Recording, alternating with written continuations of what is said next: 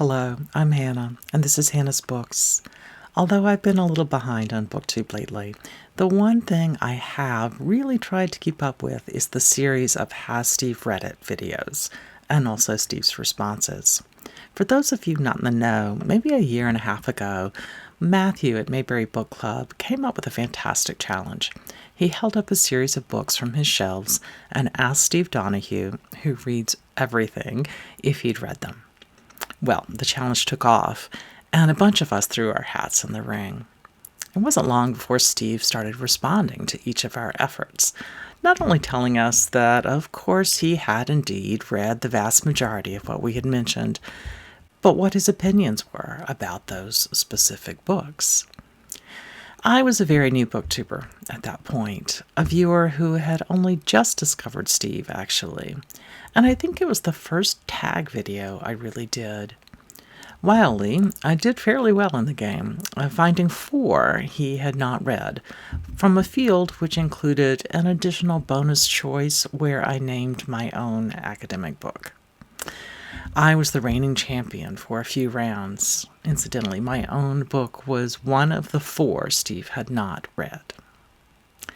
All of the videos were just wonderful to watch. They really pulled out the personality of each booktubers who were sharing what often appears at the edges of their reading tastes, books that aren't necessarily on the shelves of other booktubers, but that can often tell us something about that booktuber's deep and sometimes quirky passions. Then there's the fact that while it's always fun to find out you've actually been able to find a book Steve hasn't read, sometimes it is even more fun to find out that Steve has read something a bit unexpected and to hear him talk about it. Kathy Grimm pointed that out really nicely in her recent take on the tag. Well, I talked about the Has Steve Read It challenge in some tag or another not too long ago, probably the terrific tag about tags put together by Roz at Scally about the books.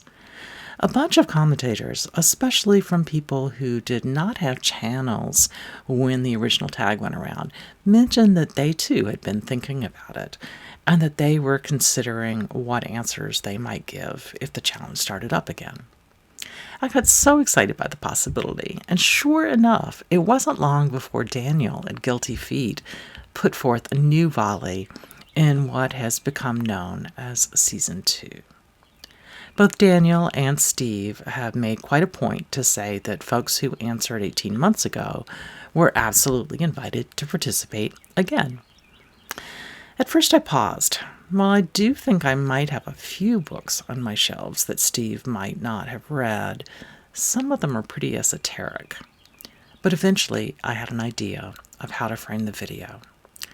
The time has come for Hannah's Books to throw its hat back into the ring. Without further ado, let me introduce the next generation.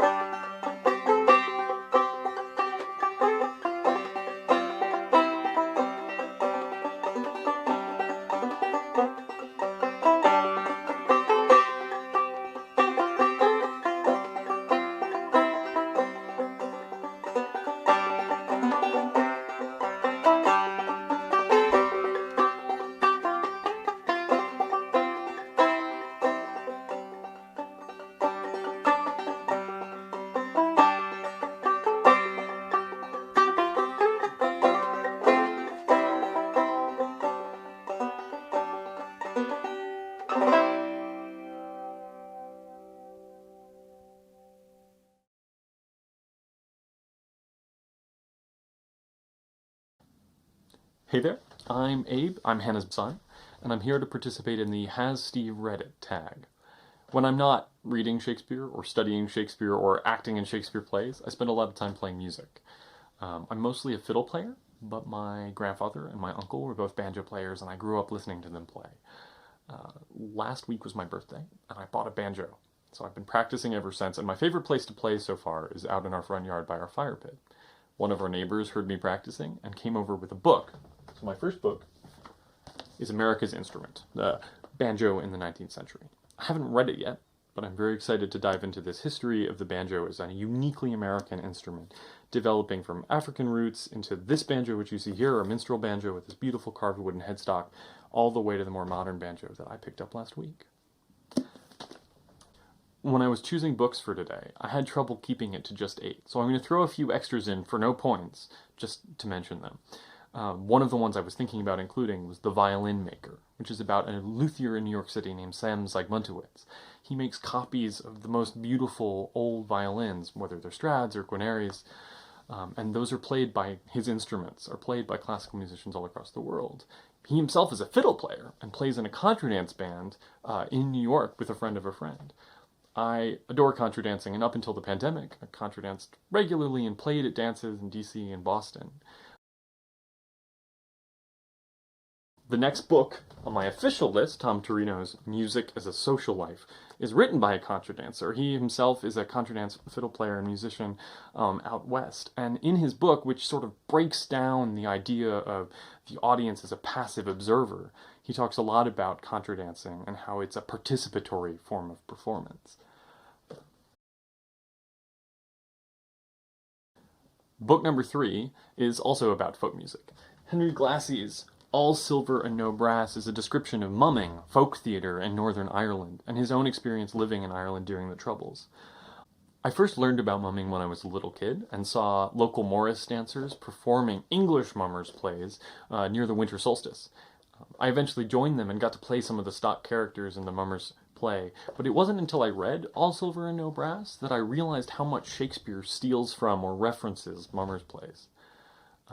When I first got to college, I ended up bringing this book with me and referencing it thoroughly in my first paper on Hamlet, which talked about how Hamlet in some ways could be considered a mummer's play, or how it steals from the stock tropes that are associated with both English and Irish mumming. One of my favorite productions of Hamlet that I've gotten to see was here in DC at the Folger Shakespeare Library. But it wasn't local actors, it was a touring group from the Globe Theatre. In fact, this group. And they all played music on stage, both in character and to create the soundtrack for the play. This book, Shakespeare Music and Performance, is a collection of essays written by actors and scholars and designers who work at the Globe or have worked on shows there, talking about what they've learned about the narrative function of music within Shakespeare's plays. I love this approach to Shakespeare scholarship. What can we learn about the plays as literary works by putting them on, and by following the original practices, the staging conditions that Shakespeare and his troupe would have faced. Here's another one of the books that I thought about including, but I'm just going to mention in passing instead. This is Pronouncing Shakespeare by David Crystal. David Crystal is a professor of linguistics who studies original pronunciation, the way Shakespeare would have been said by his actors, and the accent they would have said it in. This book describes his experience working on one of the very first shows at the Globe, which they did in original pronunciation. He talks about a lot of jokes that suddenly became apparent to them, and the struggles that modern actors face trying to speak in Shakespeare's language. It is no secret to my parents that my perhaps controversially favorite play is The Winter's Tale. This next book, A Tale Told Softly by Robert Morrison, is all about that perhaps apocryphal Shakespeare play. A Winter's Tale has some clear religious themes, the most obvious being the resurrection at the end of the play.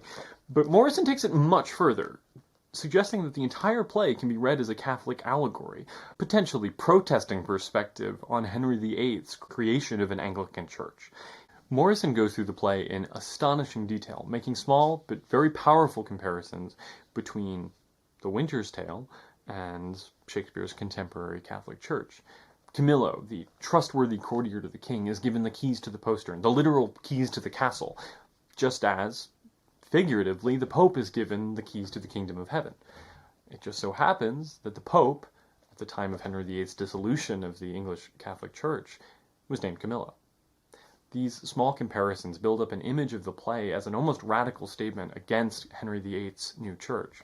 And it's amazing to think that what might have been such a dangerous message was concealed in such a well-received and beautiful play.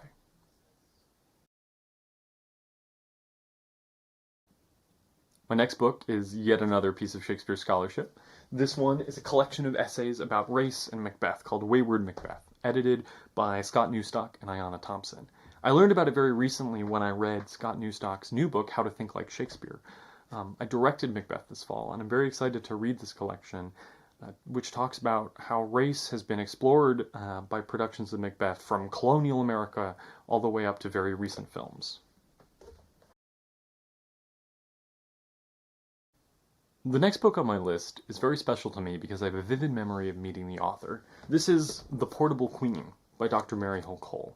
It's her description of the travels of Elizabeth I's court and the political importance and weight of hospitality, and in her words, ceremony, as the Queen moved with her courtiers from London throughout the country visiting her constituents and back again.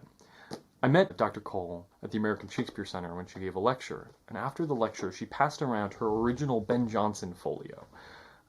While I've now gotten to look at some Shakespearean first folios, it was amazing to read directly from the first collection of plays printed in one volume, treated with the same physical importance as a Bible. It was an amazing day.